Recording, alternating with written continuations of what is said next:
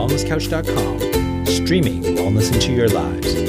You're listening to A Quirky Journey, the healthy family podcast with your hosts Jo Whitten and Fuad Kassab.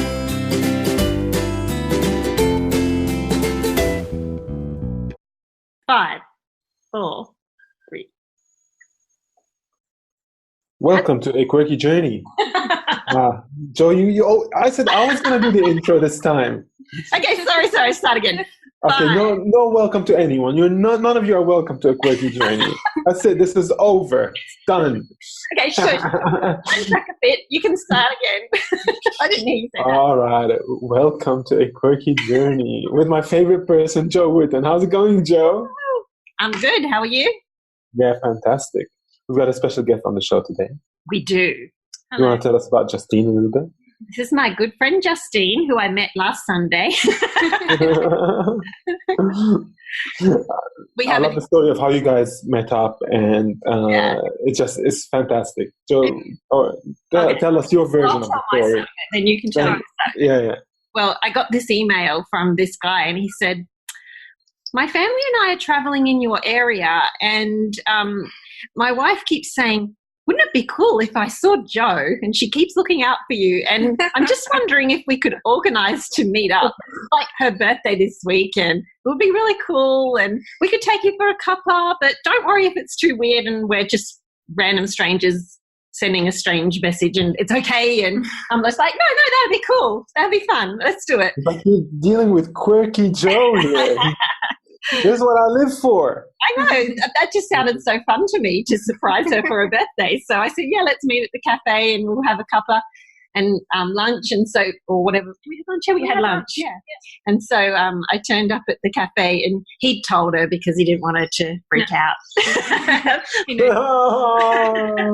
But I was nervous because I was like, I actually get a bit nervous meeting new people sometimes, but we just hit it off, and they have the most gorgeous 3 girls who are this beautiful, beautiful girls.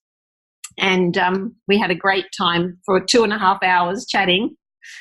Yes. Yeah. And then we kind of ended up spending the week together. And your kids are going to camp together. Yeah, I was telling her, we've got a youth camp on this week, and I said, you should send your kids and have a break from them because they've been traveling around Australia in a little caravan for months. And she's like, that's not a bad idea. And anyway, you tell your side of it. So my side of it was, all of what Jo said, that's all true. But yeah, so Phil told me and then we met up and it was like, I was kind of like, trying not to be like starstruck. But no, like honestly, I've been following Jo's blog and Instagram and all that for, on and off for a long time now, 8 years or something. And I think you just get a feel for someone and so it's not too surprising that she's pretty like real and normal and pretty lovely. She said I'm normal. I knew you'd say that. Maybe not for me. I'm also I'm quirky too. Yeah. But it does attract a certain kind of people, the quirky tribe. Yeah, that's it. Yeah, so here we are, and I have just eaten lunch out of Quirky Jo's pot in her kitchen. The red pot. That's it. Your gut is fully healed. You can now go on with your life. Yeah, that's right. Yeah. What did you eat? We had the gypsy stew. Yeah. Okay. The controversial gypsy stew. They're kind of like gypsies travelling the country, so that's inappropriate. Yeah. And besides, someone gave me some kale out of their garden. I wanted to use it up. Delicious. How was it? It was delicious. Yeah, I think probably better than I've made it before. I actually didn't stick to the recipe. I didn't have any chili flakes. Well, I couldn't find them in my rush. So I just chucked in smoked ancho chili powder and smoked paprika and cumin and oregano and so it's a little different. Can we update the recipe for the next print out of the book so that we can just have smoky? It was good. Yes. Yeah. Sounds like it would be. So the kids are having fun at camp and 2 of them come home today. So 2 out of 3. So they'll be tired. So How old are your kids, Justine? 8, nearly 12, and 14. 3 girls. 8, nearly 12, and 14. 8, 12. Wow. Okay. Yeah. Yeah. So you've got all like a big range of, I guess, psychologies at the moment as well, huh? Oh, Like yeah. Yeah. Wow. That's very interesting. 9 months on the road together in the caravan, and we are ready for this break. This is like the coolest thing ever, because like I love this idea of a year off or a nomadic year or whatever. Is it a year that you're targeting, or? It's very flexible, because at first we thought it was going to be a year. We weren't sure how it was going to go. And my husband, he has a work arrangement where he can work from home. So it's not like we have, just 1 year and then he has to be back for something or whatever. It's open-ended now. So okay. And I guess you're caravan schooling at the moment. It's caravan schooling. Oh, caravan schooling. Yeah, I call it fun schooling. Fun schooling. Yeah. Oh, that's great. Yeah. The kids are technically still enrolled at home, but they don't actually really do a whole lot of formal written work. Yeah, they don't do much formal education, because we have really great understanding principals at the schools back in Victoria, at our particular schools, that just said, look, you guys are going to have a great time. They're going to learn heaps. Don't worry about it. But they just have to write in their journal. So good. They do. They just write in their journal every day. Elvie, the oldest one, she does a bit of maths on their online programs. And they all read every single day. They all read. And they have withdrawal symptoms from libraries. So we go to libraries a lot. But yeah. And do the online apps for libraries, yeah? Yeah, do you have that? We've got BorrowBox, and each of the girls has a Kobo, like a Kindle, and they just download all their books that they want, that they borrow, onto that. So many questions, I guess, we need to ask about this, right? So first of all, where did you guys live before you started going on the road? We were in Melbourne. Okay. Yeah. Living the city life to living the wild and free life. Yeah. Wow. We just had, we were renting a house for, 10 years or something like that, around Brunswick, Coburg area. And, so it My was friend lives there. Yeah, I told her about Rumi. Yeah. I think you've seen it, you said. Yeah, we have on Lygon Street. Yeah. Yeah, so, we've kind of had that experience of being right in the hub of the, just 8 Ks out of the city where it's all happening. Oops, sorry. Yeah. But, and then we gave up renting and started house sitting for a little while. We did that for 14 months just to save money. And then we had enough money then to buy a caravan. So here we are. Yeah. And so the decision to get into the caravan and tour Australia, what was the reason behind it? We felt really busy and sick of just going around and around in the rat race pretty much, and just not getting anywhere, not getting enough time, I feel like quality time together. And we had travelled before kids extensively, and so we felt like we always wanted to take our kids and give them that experience as well. And it just seemed like a good time to do it now. A lot of people go when the kids are younger, but I felt like my time is now. It felt more, I don't know, just more right for us. Like the kids are just ready to look after themselves a little bit. You can have these, you can send them to a camp. You can send them down to the shops or give them, errands to run, and they can do it. And what were you hoping to achieve in terms of, like, you're saying, like, you felt that you were stuck in the rat race and getting nowhere. Where did you want to get to with this experiment or this new way of living, I guess? And what do you feel you have achieved? I think just the closeness as a family, especially as the kids are approaching teen now, and just wanting to I guess, have influence in their life, become more their friend and not just somebody who's driving them here and there and telling them what they can and can't do. And so that sort of being able to just have a lot of fun together and have a lot of memories and a foundation to sort of go forward as they move into teens and young adult. That was sort of the main goal, I guess. And just decluttering and having more time for what's important. So for us, our big family value is quality time together outdoors, just in creation, doing whatever we can find to do spontaneously and free in the area. And we've just had lots of those experiences just organically happen, 8 months on the road, I bet there would have been so many things now, so many great memories created. I just want to mention the decluttering thing. Justine was telling me that it all began with what would you call it, with going into the more minimalist way of life, and that's sort of where it began. So that might be interesting to talk about. Yeah, I guess like anything, it's a journey. You might start being inspired by someone, and then it might be 10 years later before you're there, or on your own journey that's similar or whatever. So for us, it's been, just a gradual thing, just like when you're cleaning up your diet, you can't just change everything overnight.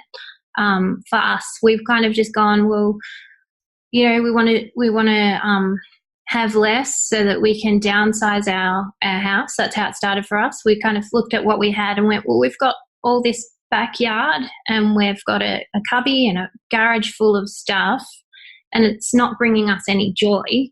The kids are no longer outside. Maybe we don't need a backyard anymore. Why are we paying for that? Let's get rid of all that stuff and see what we can do with less. And so we kind of thought, well, we'll do that. So we downsized, and then we got addicted to the minimalism game. I don't know if you've ever played the minimalism game, where you get rid of one thing on day one of the month, two things on day 2 of the month. So we started with a challenge like that. But do we really need 3 kids? Can we? It's 2 of them. It's very But, you start with maybe your sock drawer. Oh, why do I in my drawer? I'll chuck that out, and gradually I just decluttered us out of a house. Like, I'm not kidding. I love that. Yeah. We had nothing. We now only have a car and a caravan. We have a small amount of stuff in a little, 2x3 storage container. That's it. Wow. So cool. Yeah. You feel lighter? Of course. Yeah, we feel more like just ready for anything. So any opportunity that comes our way, and you start thinking bigger because you're no longer confined to a location or a box, because we don't really fit in a box anymore. No one can define us. We don't really have a fixed address. So yeah, half the time you're out of range. Yeah, and you start connecting with other people in the broader community of traveling families, world schoolers, unschoolers, and suddenly your mind just opens to a whole lot of other possibilities. And it's not going to be difficult to make something happen if you get an opportunity, because you don't have to worry about, it took us 3 years to go from having a house with pets and all the things to having nothing. Like, it doesn't happen overnight for, maybe it does, but not us. It took a long time to make that adjustment bit by bit till we were able to just house sit. So just say, well, it's just us and a car and a trailer of things, and move from house to house with just those things. What do you feel like, there's obviously a benefit of being in a community for a long term and having an established sense of community. Your kids grow up and having childhood friends who see them growing up for years together, and these are usually the friendships that carry us through life as well. Do you feel there's an advantage through that, or what's your opinion? Yeah, we were feeling like for us, we were always searching for community, and it got harder and harder the longer we stayed in Melbourne, because I think maybe the suburb we lived in, it got more popular, more people, different kinds of people were moving in. The price of housing was going up, so a lot of people were moving out because they couldn't afford to stay. We were included in that, and we ended up in a suburb that there was no real sense of community. We were in a street with neighbours that have, roller shutters. They would drive into their house, the roller shutter would go down, and you wouldn't see them. Yeah. And even just they'd look at you funny if you said hello. So, people don't really have. What do you mean hello? Why would you say hello to me? What do you want? Yeah. So, we were admittedly, originally we were on a street that had a beautiful sense of community. The kids were playing in each other's, front yard, backyard or whatever. There was the, Christmas parties. People were, friendly and sharing their stuff, but it changed over time. And so we actually feel like since upping and leaving, we're part of a better community because we bump into other people that are doing what we're doing all the time. And instead of them saying, well, I could probably fit a coffee in 6 weeks, it's like, happy hour right now, the sun's going down, let's have a glass of wine together. Let's light the campfire and hang out. And suddenly you're best friends with someone. 24 hours later, you're planning, hey, do you want to do this next leg of, we might do Cape York Peninsula together or whatever. So cool.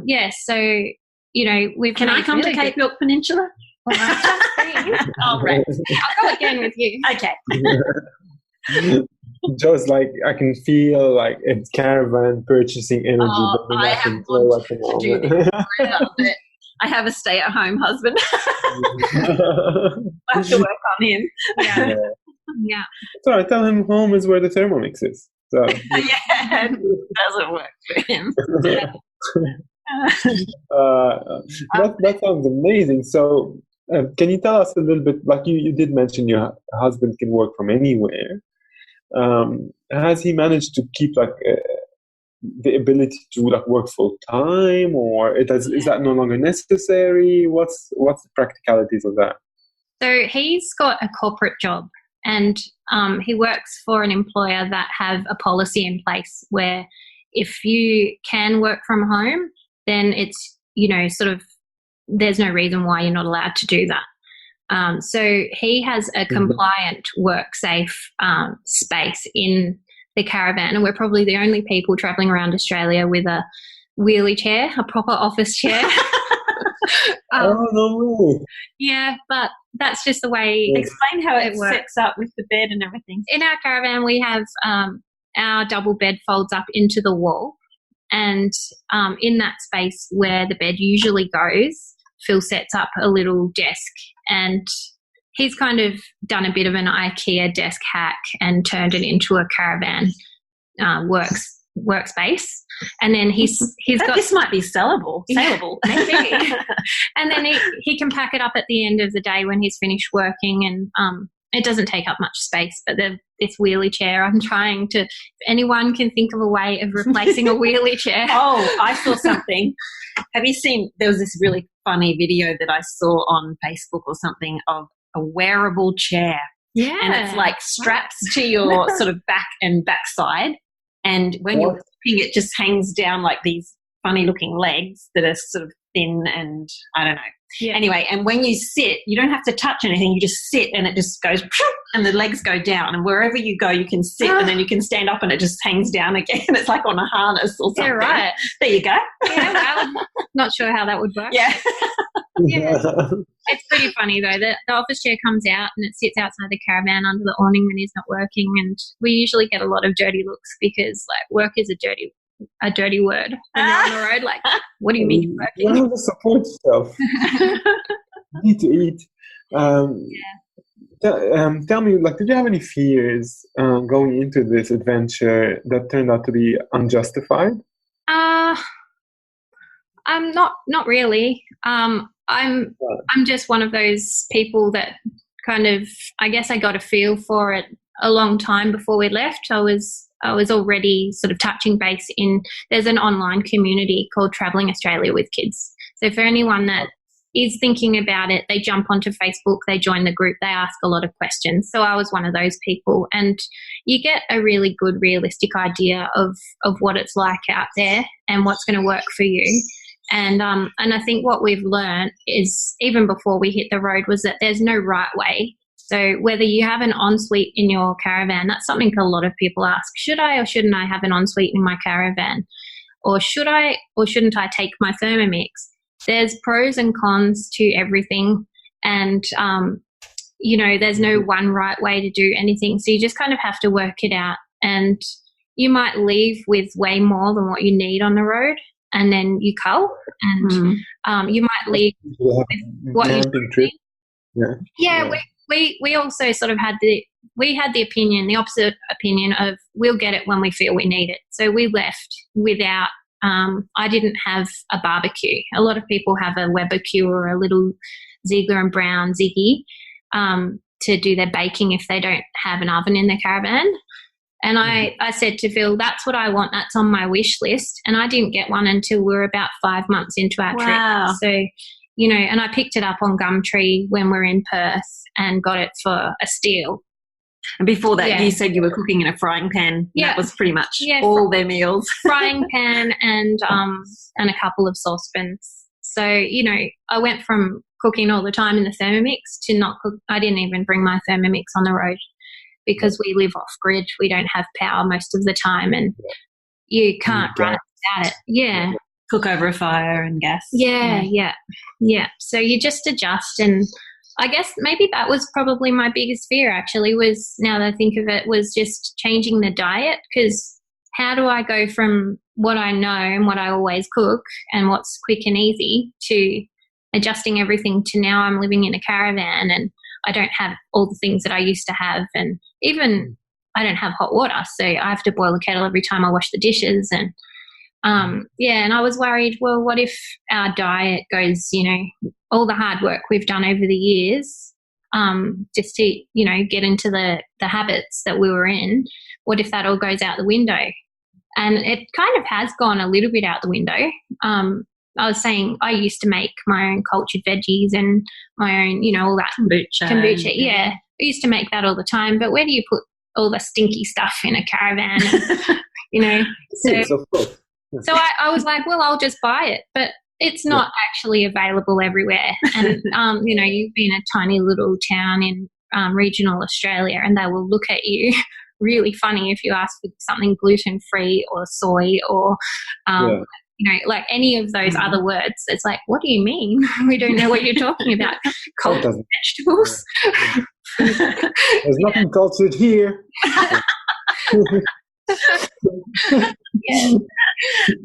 So we've had to go without, and we've had to, just sort of just weigh up, well, what are the other benefits that we're having this year? And, there's the lack of stress probably makes up for all of that. More sleep too. We get up with the sun and go to bed with the sun most days. So I think we are getting more sleep than we've ever had this year, and it feels really good. You think about teenagers in the city and in towns and the time that they go to bed, like, even my kids, 10 o'clock's usual, and your kids are in bed by 8:30? We are all in bed by 8:30, unless we're socialising specifically around a fire for a special occasion or something. But most travelling families all go to bed at about the same time, because we're tuck it out. We've been busy all day. We've been out in the weather, out, usually swimming or walking or doing something that takes a bit of energy, and there's not really any real reason to stay up later. So we just go to bed. It's good. So with all that sleep and extra sunshine and fresh air, and does that balance out not eating your sauerkraut? And how has your health responded to this experiment? Glowingly healthy. Look, probably. I would say I would probably struggle if I had, more health issues or something to begin with. But I think that, for where I'm at personally, it's going fine.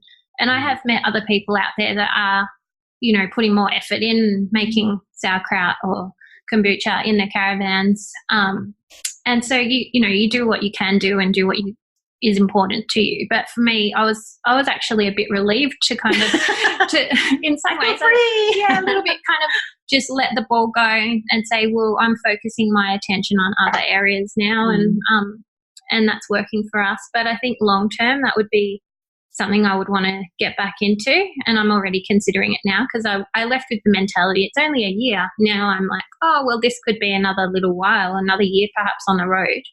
So and I have a spare SCOBY. Yes, that's why I came here. I came here for a SCOBY. And then I'm in search of a quirky SCOBY.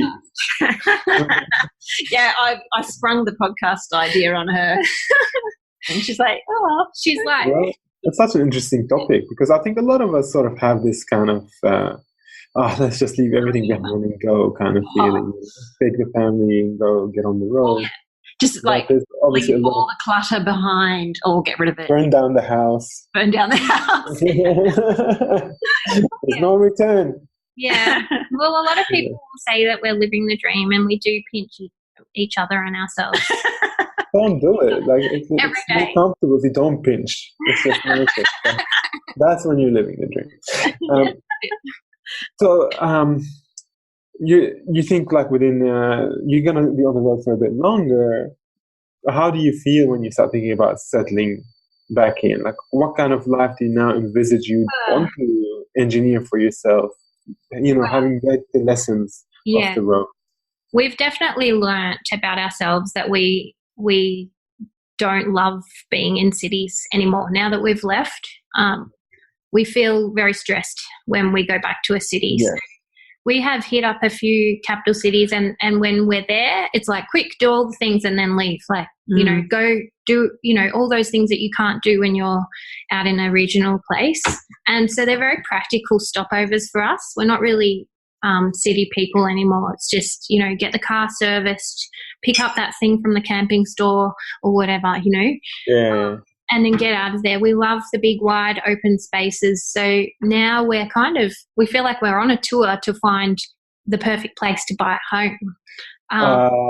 Okay. So eventually we'll find that place and we'll settle down, and it may well be here. We've pretty much fallen in love with the Tablelands, but who knows? I mean, we're still got to explore all of the East Coast and Tasmania. Yes. Yeah, thank you. Tasmania is incredible. If you don't like cold weather.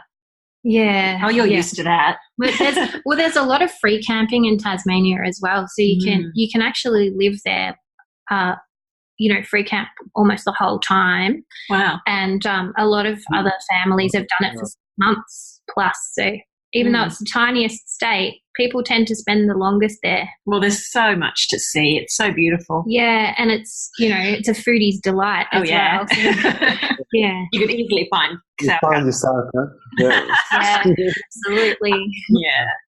Oh, one of the things that you mentioned before, Fawad, and we sort of got off the topic, was the family side of things. Is it hard being away from your family? Are they in Melbourne? Yeah, so we've got family between us in Queensland and Melbourne and New South Wales.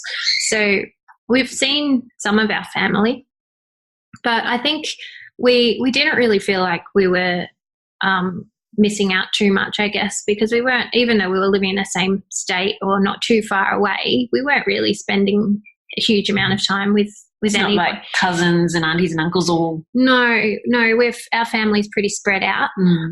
But we have had visits from family on the road, so that's been really nice. I saw the photos with your mum. Yeah. That's really lovely. She travelled with you a bit? Yeah, well, mum came to visit when Phil had to go away for work for a week, and I said, well, I've got space in the caravan for you without Phil around, so why don't you come and join us? And she did. Wonderful. She came up from and we had a really lovely week together, and the kids just loved that. And that's probably more quality time than they would get if we're in Melbourne. Yeah. Because they're at school and, we would only really visit on the weekend or whatever, and mum would be, wanting to hang out more, but no one's really available, You just, you're in your routines of things that you're doing before and after school and blah, blah, blah.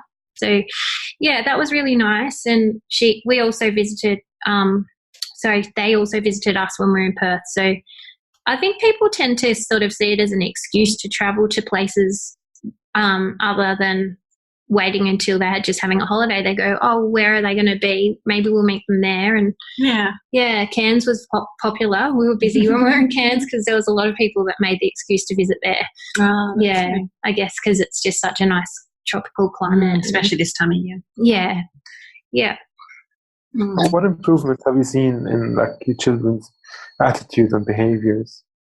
So much growth. Her girls are honestly some of the most beautiful kids you'll ever meet. They're just so sweet. Thank you. And just very comfortable talking to adults. Like you can tell that they've been traveling and meeting people of all different ages and they're not stuck in their peer group. They're very comfortable with any age. Yeah, so we've especially seen growth in our middle daughter because she's just had a lot of anxiety from a really young age.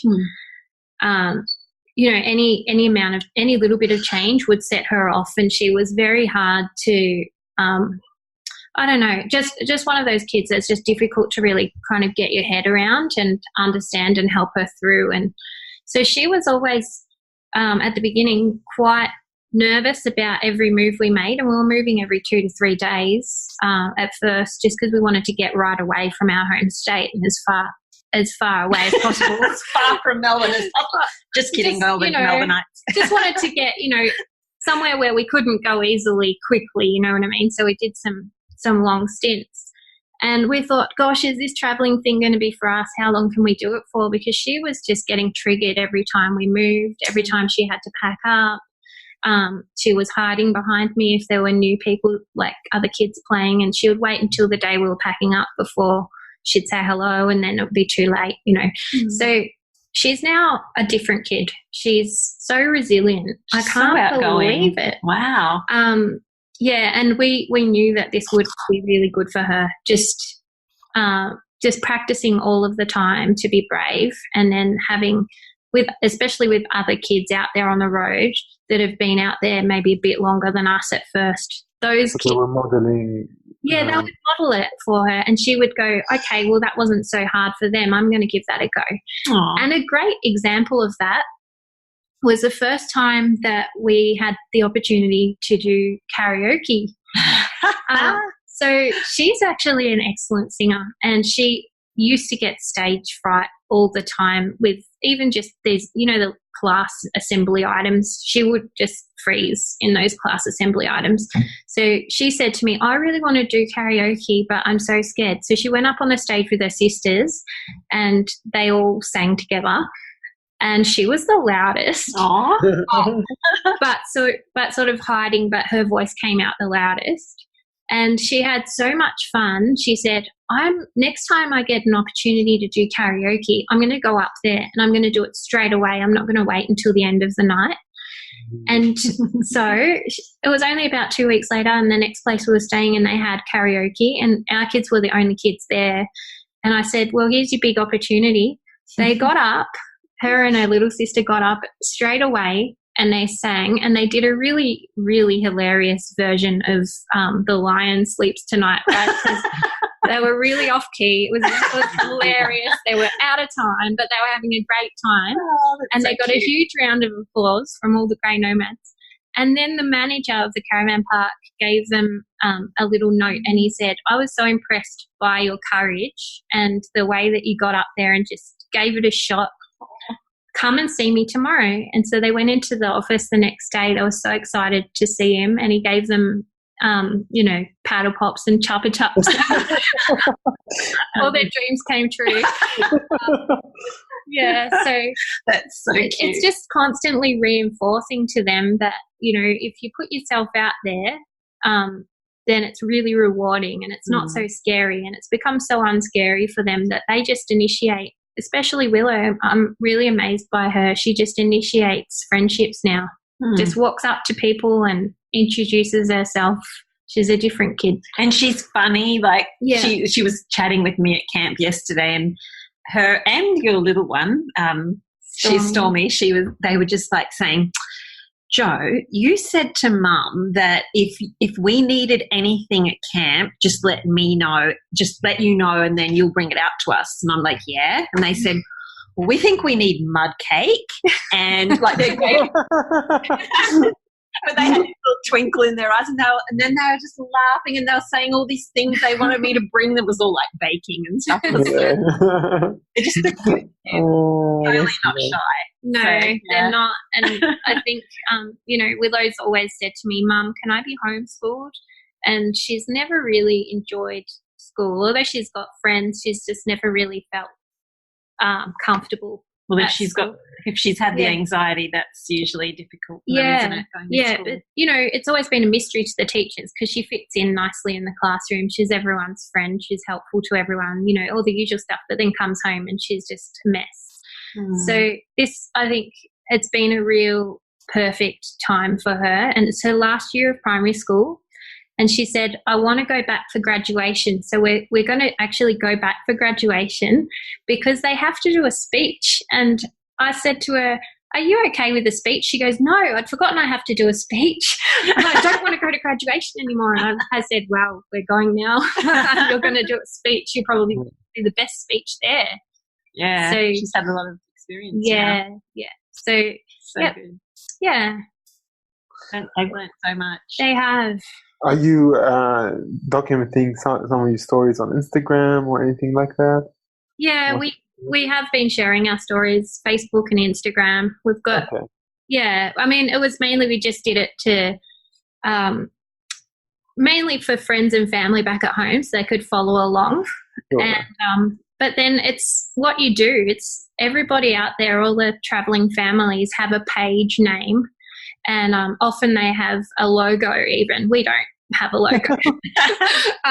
But, they have a page name. And that's a better way of connecting with people than exchanging your personal details, because then you can just follow along other families' journeys, and when you're in the same place at the same time, connect up. And when they've finished travelling, they can keep, getting contact. Yeah. So we've got a page and an Instagram, but just tell them the name of it. More stories, less stuff. Awesome. I'll put the link on the page in case anyone wants to see your travels. There are loads and loads, hundreds. It's a huge movement. So there's so many people out there doing it. A lot of people will have sold up and are funding their trip by selling their house or whatever. But there are actually heaps of people out there that are working. They just pick up work and stay in one area for a while and then travel for a while. My friend Luke and his wife Tracy, they were doing that. That's for right. a while. Yeah. They settled in Brisbane at the moment. So but they loved it. They said it was an amazing experience for them. Yeah, and Justine was saying it. So what was that community? TAWK. It's the Talk community, and it stands for Travelling Australia with Kids. Yeah. And there's actually a page out there. It was started by someone who did that. They travelled Australia with kids, and they've got caravan parks to sign up to membership deals. So if you're a Talk member, you get 2 nights. Your kids stay for free for the first 2 nights, and then it's just become a online social group now, and that's where everyone goes and asks questions and starts planning. What should I pack and what kind of car do I need and all those things. So cool. Yeah. Great. Well, Justine, thank you so much for being with us on the show. We really enjoyed having you, and look forward to keeping track of your journey on Instagram. Joe, I have to tell you, when we get on the caravan. Oh, I just want to go. I have to tell you too. I asked Justine, "Have you listened to our podcast before?" And tell him the story about in the Emirates. Oh, yes. So my sister lives over in the Emirates, and this going back about 5 years ago, she flew us over for a holiday. So we were out 4-wheel driving at night. It got dark while we were out there in the desert, and we got lost. We couldn't find our way out of the desert. And so we had 2 4-wheel drives between us, and the boys were, trying. One of the men was running ahead, and the other one was trying to navigate. And anyway, we were going up and down over these sand dunes for hours. And I said to my sister, I've got I've got podcasts downloaded if you want to listen to them just to pass the time away and distract us. She goes, oh, yeah. I said, they're all Quirky Jo. Have you heard of her? Yeah, so we were listening to the Quirky Jo podcasts together. And in the desert. and I gave her that holiday. I actually took over my my Thermomix and gave it to her because I'd just gotten a new one. So I gave her my old one, and now she's just become, like, over the years, she's become so obsessed with, like, you guys and the food and everything. She's the first. What's her name? Mel Craven. She's the first. Oh, I'm sure I've seen her online. Yeah, probably. Yeah, Hi, Mel. Yeah, first Thermomix consultant over there now in the Emirates. So cool. Because she was just she's a yoga teacher, and she has a lot of women at her house all of the time, and she makes them, little bliss balls and treats all the time and smoothies. And, so they just naturally all wanted to get on the bandwagon as well. But yeah, it was just how funny is that? It's funny how sometimes you can just tell when someone contacts you that they're going to be your kind of person. So I'm glad we met. Oh, so am I. Well, next time the Blue Mountains pass by, and I'll have some nut cake ready for you guys. Yeah, absolutely. She'll help you talk the family into going traveling. Yeah, I'd love to do it. I'd love to try. Oh, I'm ready. Yeah. Thank you so much for joining us, for being such a good sport. It's okay. Thanks for having me. Good luck on your journey. Good to meet you. This has been a production of TheWellnessCouch.com. Check us out on Facebook and join in the conversation on Facebook.com/The Wellness Couch. Subscribe to each show on iTunes and check us out on Twitter. The Wellness Couch, streaming wellness into your lives. Whilst the Wellness Couch presenter endeavor to provide accurate and helpful information to their listeners, these podcasts cannot take into account individual circumstances and are not intended to be a substitute for health and medical advice from a qualified health professional. You should always seek the advice of a qualified health professional before acting on any of the information provided by any of the Wellness Couch podcasts.